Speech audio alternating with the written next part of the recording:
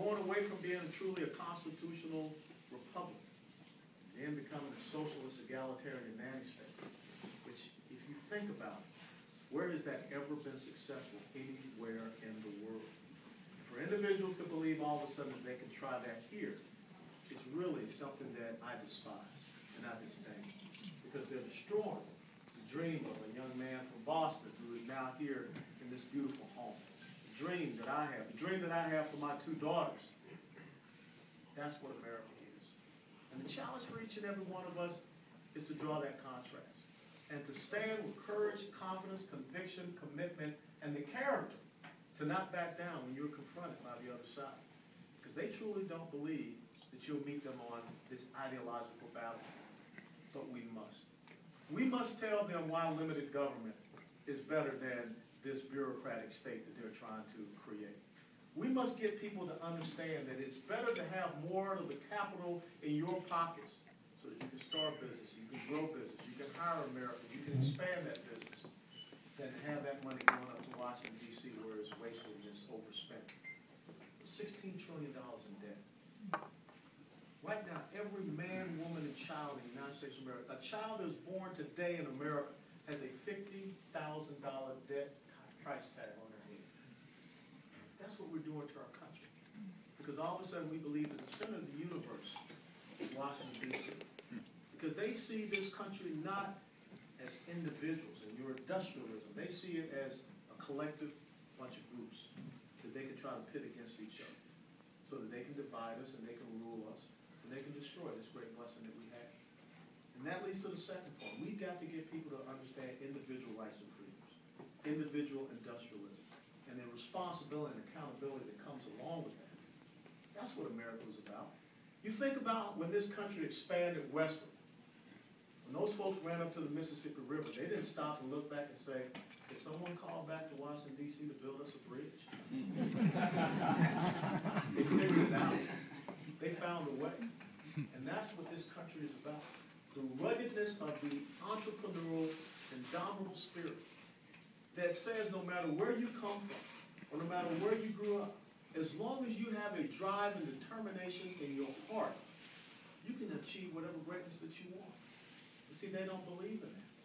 They would have looked at Allen West, born and raised in the inner city of Atlanta, Georgia, and say, we'll just give you enough that you can subsist by. And that is truly their goal. If they get more Americans wedded to government by subsistence check or employment check, Katie barred the door. And that's exactly what's happening. The senator sees it. The public sector is outpacing the private sector. Government is outgrowing our small businesses. The highest corporate business tax rate in the world. That's why we're pushing our businesses away. We're not open for business. I sit on the Small Business Committee, and everyone says tax policy, regulatory policy, lack of access to capital. Our monetary policy is horrible. We own 51% of our own debt at the Federal Reserve because we're printing money to buy up our own debt. And the other 48%, the Chinese have 28%, but they're foreign countries. We are now giving ourselves away to everyone else because of this fiscal irresponsibility, because we don't want to trust individuals. And furthermore, all of a sudden, you hear these terms of fairness and fair share and economic equality. You know, if America was about everyone being equal, well, guess what? I would have been suited up in a Miami Heat uniform and I'd be walking around with a championship ring. But that's not the case. We're not all equal. Everyone has an incredible talent that they should be, you know, respected for. But when you try to make a whole country a bunch of C students, you tell me where that is working. We want to promote A and B students. But this is the thing, the difference between us and the other side, the D&F students, we want to provide a safety net for them. But the other side wants the safety net to be a hammer so they can continue to be D and F students. And then they drag down the A and B students to be the C, maybe even the D students. That has never been successful anywhere in the world. And the last thing we have to be very guarded of is our Judeo-Christian faith heritage. You know, the two flags that are represented up there, there's an inextricable bond between America and Israel. The liberties and the freedoms and democracies that we share are so important to us. There is no Israel without America. There is no America without Israel. And we need to come to understand that.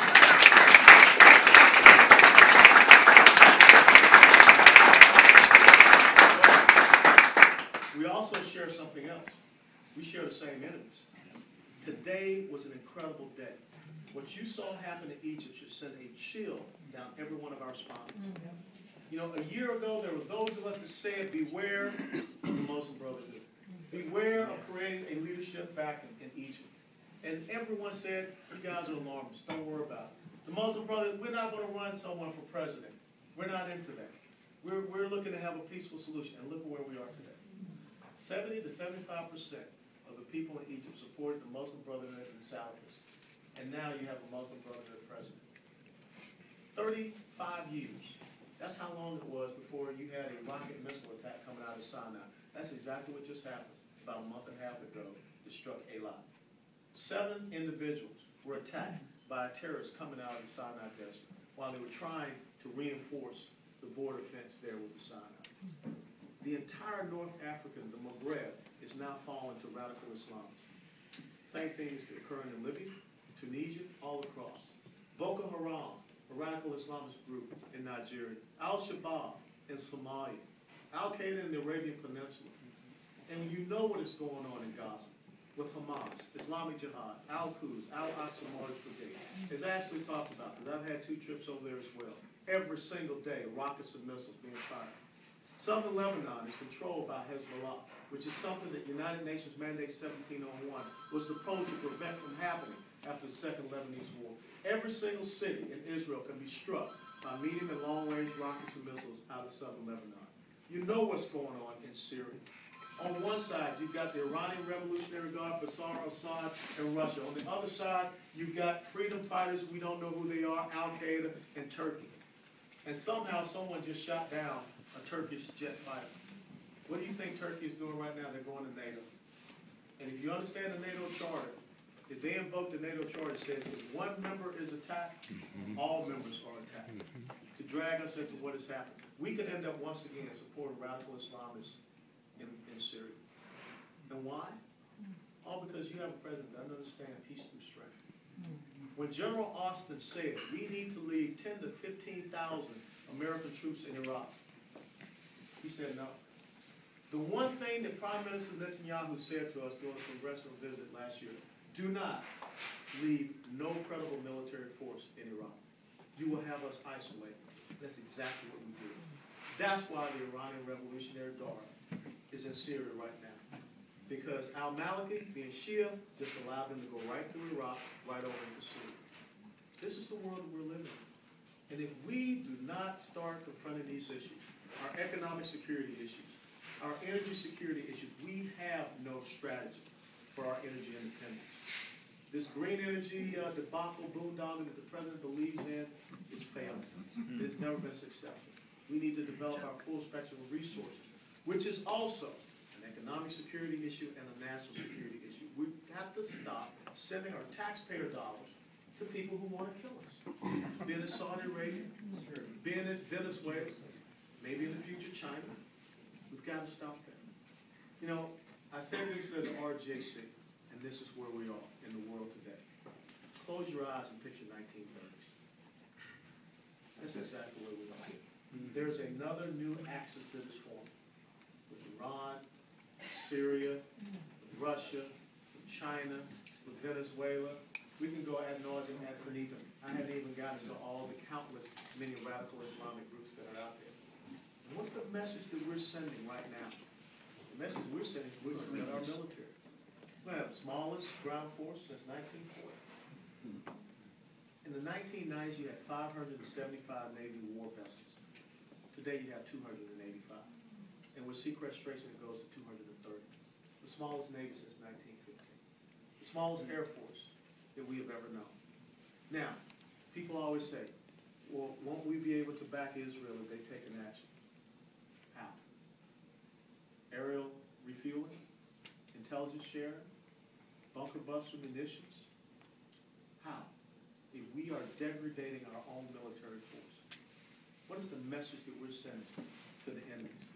The exact same message that Neville Chamberlain sent when he read a little piece of paper that said that I have a guarantee from Herr Hitler that says that there will be peace in our time. The exact same thing that the Muslim Brotherhood said when they said we would not run a presidential candidate. The naivete and the absolute incompetence that is in this administration is putting us on the road to perdition. Now, you're right. Because I will stand up and say the things that maybe some people don't want to say and kind of do a little reading and do my study and research, I'm a target. But that's a badge of honor. Every one of us should be a target because we won't back down.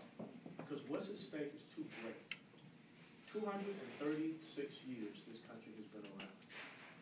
But as Alexis de Tocqueville said in the book Democracy in America, the American Republic will cease to exist once Congress realizes that they can bribe the public using the public's treasure.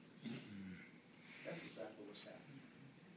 Promising more and more largesse, free education, free health care, which I think will be challenged tomorrow. Anything that people want. You watch and see, this president is going to somehow try to dissolve college student loans. Then after that, relieve people of their mortgage debt. Anything that he can possibly do to promise more. Not being concerned about the long-term economic ramifications. It's all about one simple thing, being in control, being in power. That's what we have to fight for. Now, you're right. You got some minority folks in here. But understand this. In the last election in 2008, the Jewish community voted for President Obama at the 78th percentile. Right now it's down between 60 to 65%. That's a huge success. The black community voted at the 96th percentile. Gallup poll has it down at 88%. If you get it less than 85%, that's a huge success. It's not about turning over whole communities, but it's about putting enough of a dent, putting enough people out there that says, we're serious about the security of Israel and our relationship. We're serious about not having economic dependence in the black community. We need economic freedom. And that's where we need to get voices out there. You can't shrink away from this fight.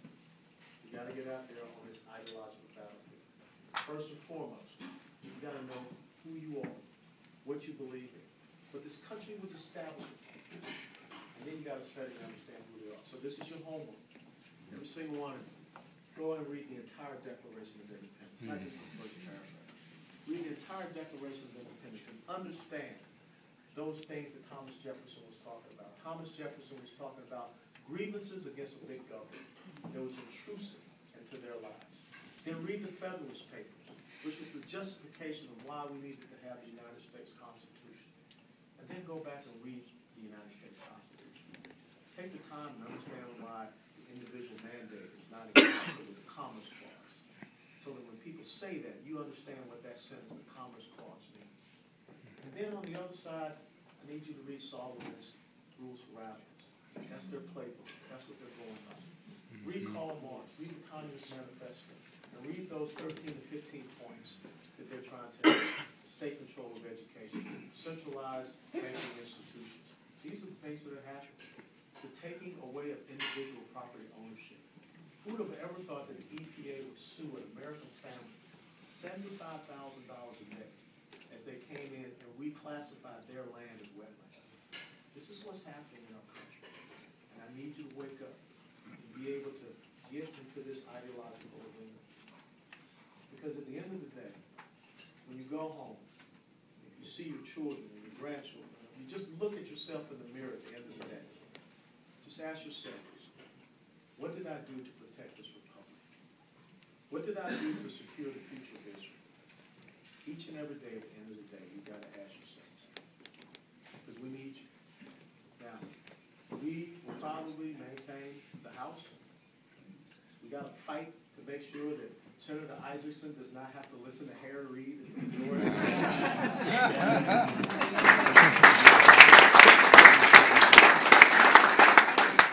But we're not going to have a 2/3 majority to override a veto. We're not going to have 60 senators over there for a filibuster-proof Senate.